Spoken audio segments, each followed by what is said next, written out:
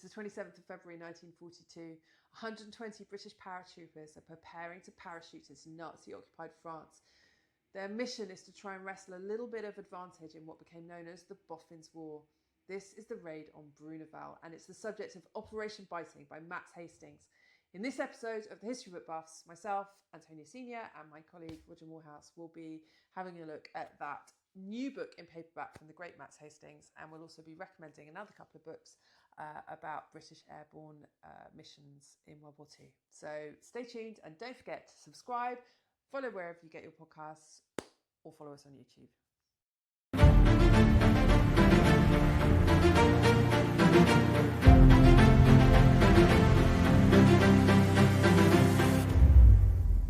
Okay, Roger, we're going to start with a question.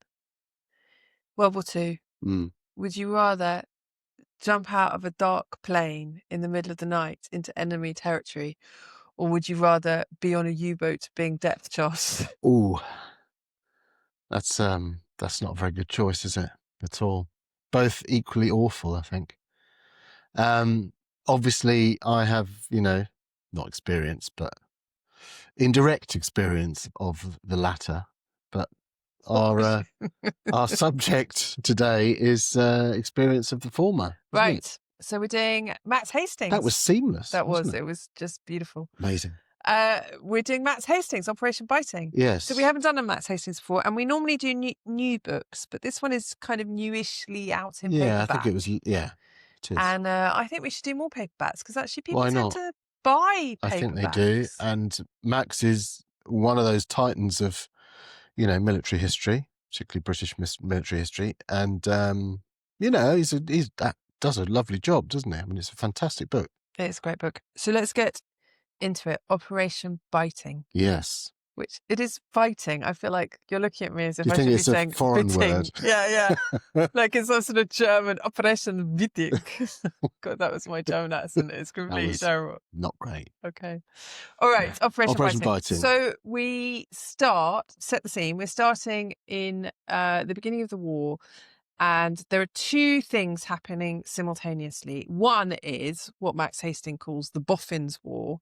So there is a drive within British intelligence to try and find out what the kind of technology the Germans have. And the second development that is incredibly important to what will become Operation Biting is Churchill's decision to set up a kind of mischievous branch of military daring do to have a go at the Germans. Yeah. So let's take them one at a time. The Boffins War, I found this bit absolutely fascinating. Go on. Yeah, no, I mean, there's a lot of this. This is really on the cusp of a lot of really interesting developments. Radar is very new at the time. Even radio, to be fair, is only really a sort of an interwar phenomenon. So, and you've got later on, you've got things like sonar, obviously in the naval war coming on stream as well. So there's a lot of really interesting developments. This is that thing about warfare being, the mother of invention. And if you think of things that you might have around the house, think of the metal detector and the microwave. They're both inventions from World War II. Yeah, because the metal detector that I have lying around my house. Well, some houses probably do have one. Okay. But anyway, my point is, it is an incredible driver of technology. And this one also. So there's this sort of key boffin in this one, R.V. Jones, who's looms quite large. This is a book, as we'll come on to, but it's a book largely about personalities as well, isn't it? He really brings that out.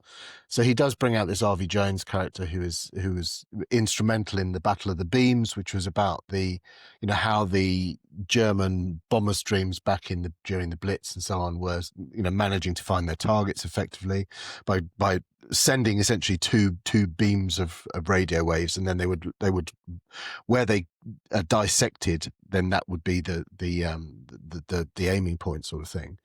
And then the British sort of realised what they were doing through this chap, Jones, and then developed countermeasures to try and disrupt that. So this is a sort of a subtext throughout the war of this, the mathematical boffinry. Not, most famously people like Turing and Bletchley Park and so on. It's the same thing, effectively. Yeah, this boffinry is so fascinating, though, because one of the details that I really loved from the book was he was talking about the fact that Jones is alone for a while in trying to convince people that the Germans have radar technology too, and that it's the German radar technology which is causing havoc amongst British air attacks. And sort of nobody wants to believe him. And I thought that was really interesting because there were parallels for me there in your recent book, Roger, about the Germans just not wanting to believe that Enigma had been cracked and therefore, looking for other explanations. Yeah. And I've just been reading another brilliant book by the wonderful Helen Fry about espionage during World War I behind German lines. And the Germans just did not want to accept that that this much intelligence was leaking out. And I thought it was so interesting that despite all evidence to the contrary, there's always a human impulse to want to sort of not believe that the enemy is as competent as you are. Yeah, it's true. And this is in a much wider sense. You talk about sort of the human input into events in stories like this, and Max brings that out very well, I think, in this, because in the widest sense, as you were saying, there's always a human element there. You can have all of the boffinry going on, but that stuff still has to be interpreted. The same thing with the Enigma material that was coming through for the British. So that material still has to be interpreted, and that's where very often the wrong decisions and the wrong conclusions are drawn. So that element, I think he actually brings it out very well in the book, but it's there throughout, right? It's there in all of this stuff. Yeah, and then there's some brilliant stuff. So he makes friends with a local RAF pilot who flies these ridiculously dangerous missions over the German radar positions on the Atlantic coast and kind of proves that the Germans have this technology.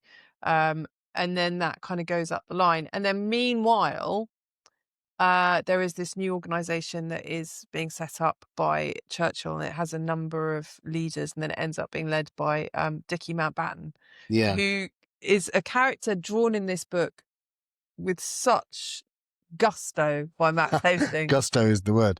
Yeah, I mean, this again, it goes back to Churchill's kind of maverick nature, really. I think we've talked about it before, and we're talking about the sort of soft underbelly tactics that he liked to use, when we're talking about, North Africa and attacking up through Italy and all that.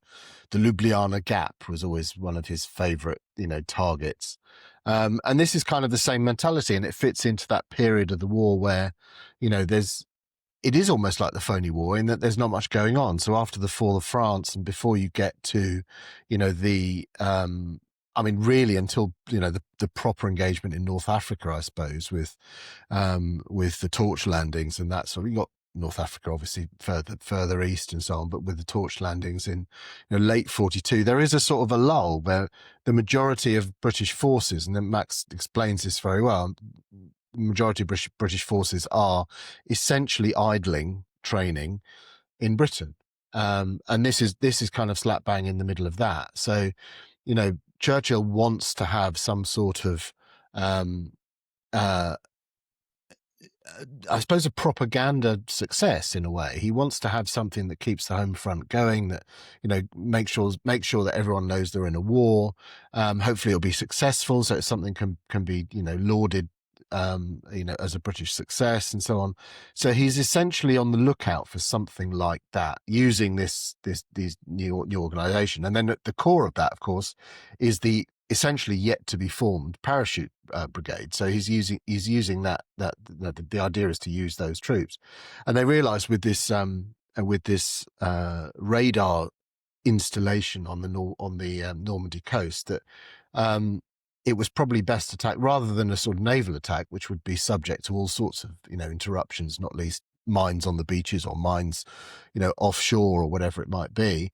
If you could drop aerial parachute troops on the site itself, then they could be exfiltrated by sea. That seemed to be a kind of a logical conclusion. So that was the basic plan for it. And happily, it worked very well. Yeah. So there's a number of characters who are involved, including Daphne du Maurier's husband. Yes, Boy Browning. Browning, who is quite an extraordinary character. Yeah, as I said, the humanity in this, the sort of human element of this story really comes through very strongly. Yeah. And he makes, is not coy about it.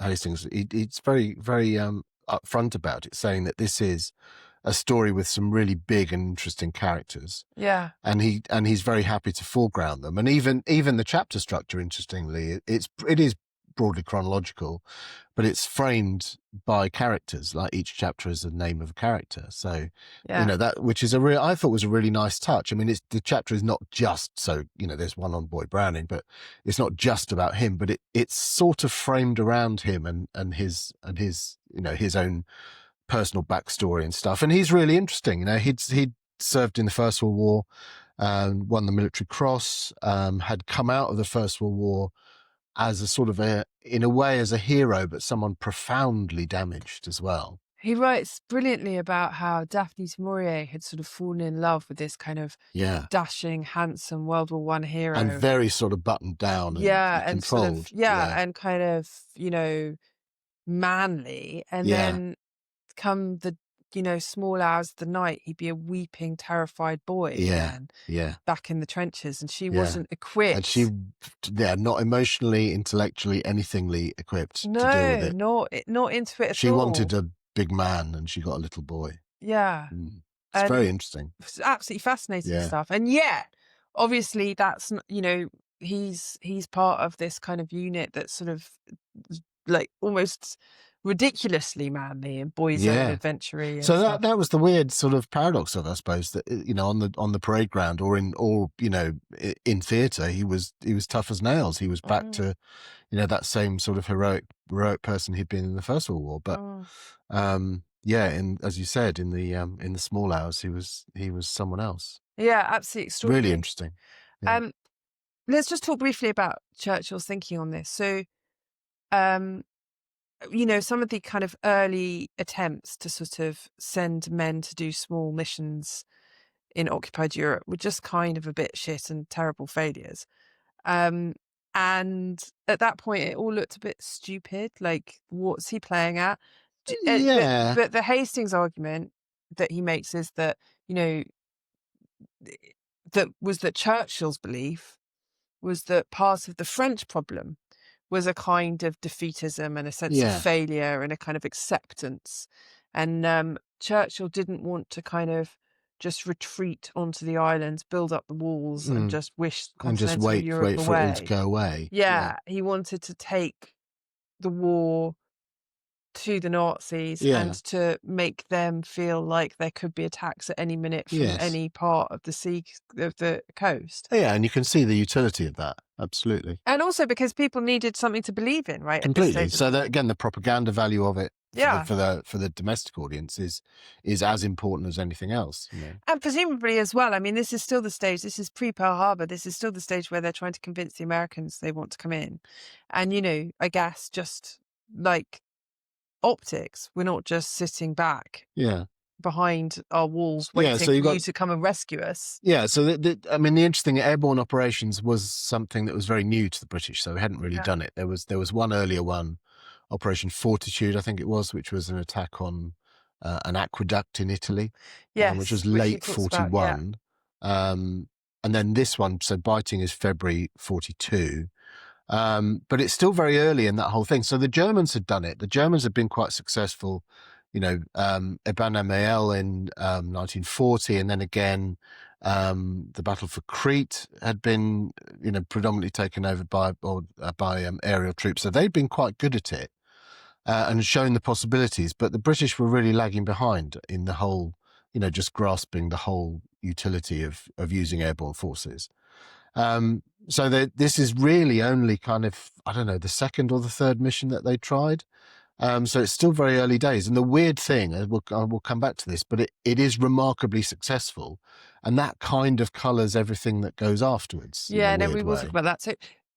So they set up, just to be clear, Mountbatten's operation isn't just the airborne stuff. Yeah. It's, it's across the board. The idea is that it's going to, poke and prod where it can. Yeah. But they set up the airborne bit and they start training the parachutists. So I thought this was fascinating detail. One of the kind of deal was that because they knew it was so dangerous, you had to volunteer, and that you were allowed to, you climb up, because it's like the first jump is like 400 meters up, and you have to in the balloon, and you have to jump off. And the first jump, you're basically told, if you bottle it, you can go we know this is terrifying. If you bottle it, you can go back to your regiment, and there is no moral shame. This is difficult stuff. And, various people started to go up and were like, actually, this is not for me. Which is understandable. Yeah. And then once you accepted that you were part of this, and once you'd done your training, then it was a court-martialable offence to not jump out the plane. And I found all this very fascinating, partly because I've just been doing lots of research into the covert operations in the early Cold War, where they were parachuting emigres across Soviet-occupied Europe. And these guys had minimal training, and like the door screeches open, it's dark, the wind is howling, and out you go, and on occasions, like I just read a CIA report where one guy is like, I'm not doing it, and then the pilot is literally wrestling with this poor Ukrainian, and eventually just pushes him out of the bloody plane. It's terrible. Yeah, and there's another bit, isn't it? Like, this is. I say there's that wonderful detail I picked up. There was while they were doing their training, a lot of the training was done, at what becomes or was Ringway Airport, which is now Manchester Airport, right? Yeah. So that was the sort of basis for all this. And then hilariously, when they sighted it there, they forgot that the weather in Manchester is terrible. So half the time they couldn't do the training because of the low cloud. How very British. Yeah. But there was a lovely detail where he said that there was one on one of their test flights. They went up, and everyone's sort of piling out of the plane, and somebody got tangled up, and they couldn't untangle this poor chap.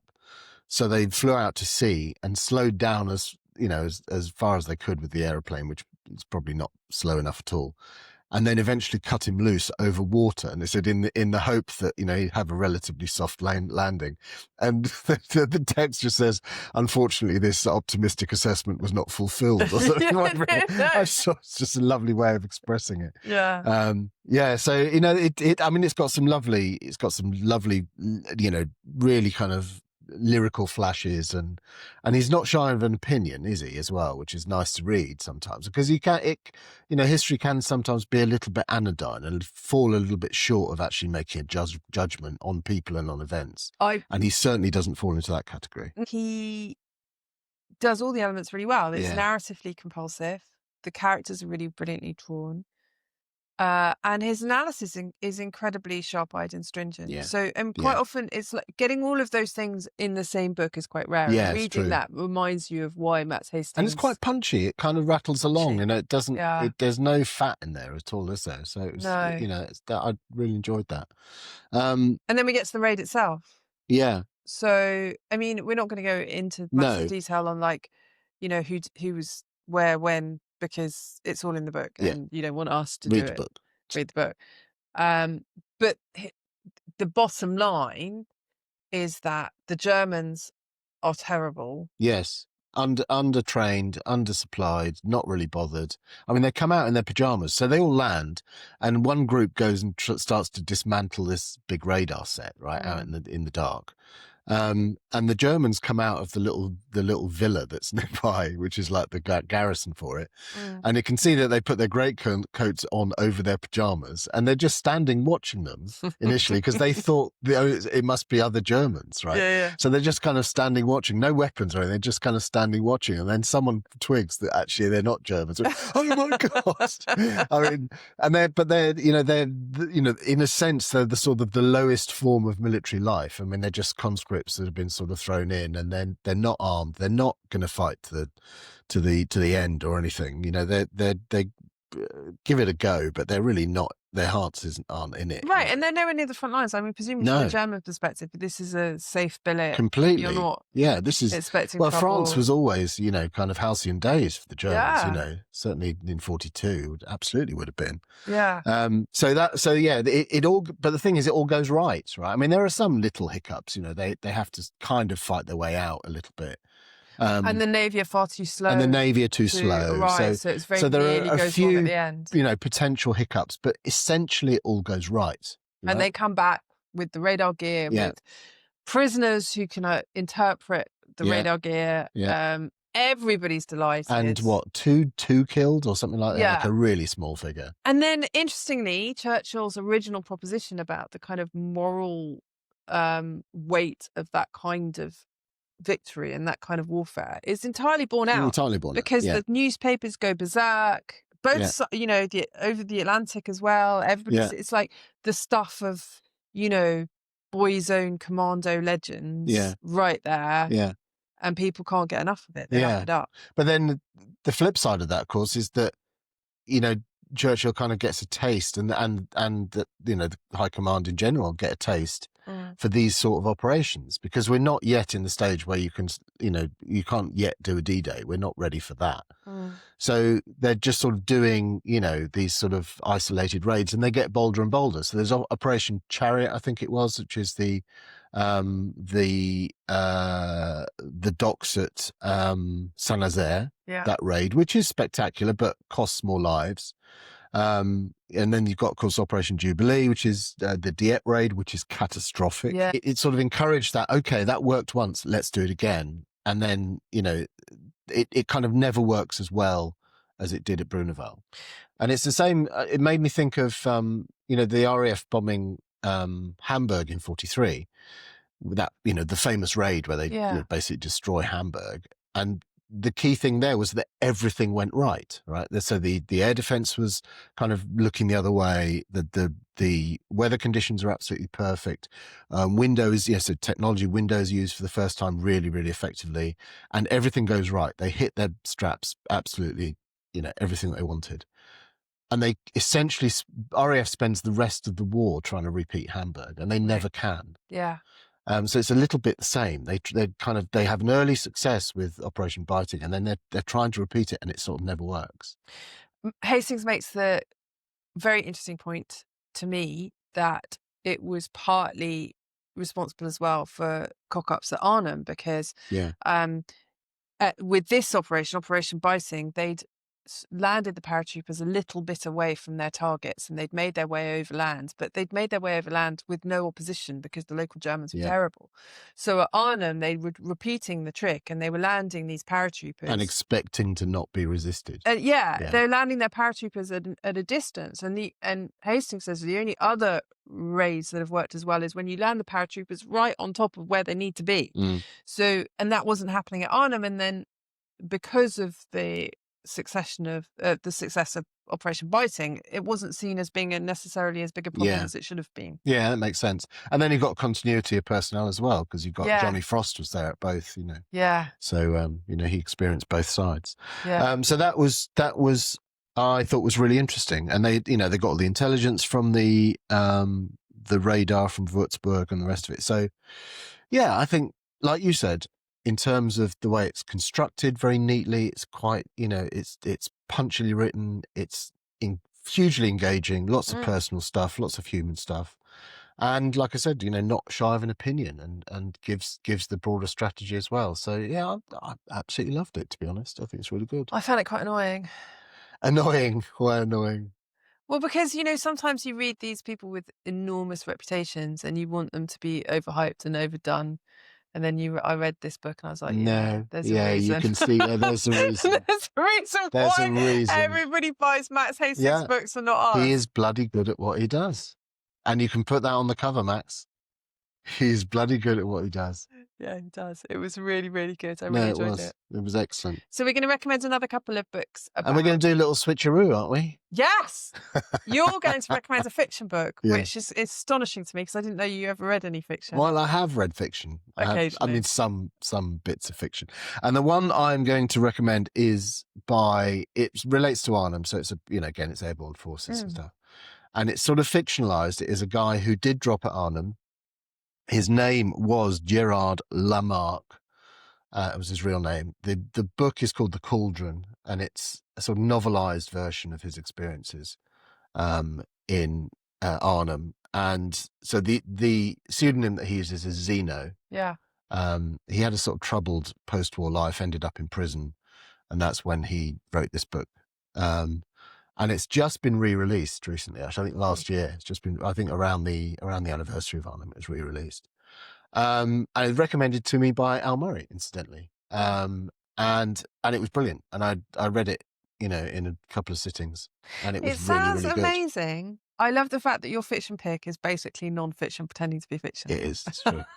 It's very true. But I will go out and read it because it sounds right up my alley. No, it's very good. Yeah, I will read it. And yours? I'm going to recommend Saul David, Sky Warriors. We've got it there, in fact. Saul's done, obviously, Max Hastings has done one operation in great detail, which is a wonderful read. But if you want, the whole history of British Airborne Forces in the Second World War, that's your book, Sky Warriors. Saul's done a fantastic job. You'll be unastonished to know. Well, you've read it, haven't you? Yes, so, I have. Yeah, it's a great book. It's annoyingly good, and Saul also is annoyingly prolific.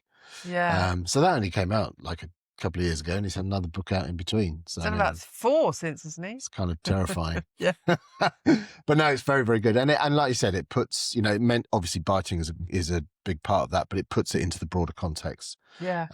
Not only of the grand sweep of airborne forces, how they develop, how where they come from, where the impetus comes from, where they succeed, where they fail, but also to some extent in comparison with others, looking at what the Germans were doing, the Soviets were doing as well, where those points intersect. So yeah, he does a lovely job with it. You still haven't answered my question though, Morehouse. Jump out of a plane or be depth charged in a U-boat. Come on, you can't. This is not. You're not allowed to start. Well, I think. Listen, I mean, even if it's like a shameless plug for my own book, I'm going to say I'm going to be on a U-boat because I'm still half in love with Jürgen Prochnow and Das Boot. I mean, anything to just be in his presence would be enough. As are you, of course. I know he's wonderful, but that is fiction. I think for what it's worth, I would rather jump out of the plane any day. And I don't want to jump out of a plane. No. I'm so terrified by your U-boat book. It's not a great, option to have either one. No. But there we are. So hopefully World War III. Well, we're too old now anyway. No, we're too old. We're too old. We're fine. Roger, that was an absolute joy. I'll see you next time. See you.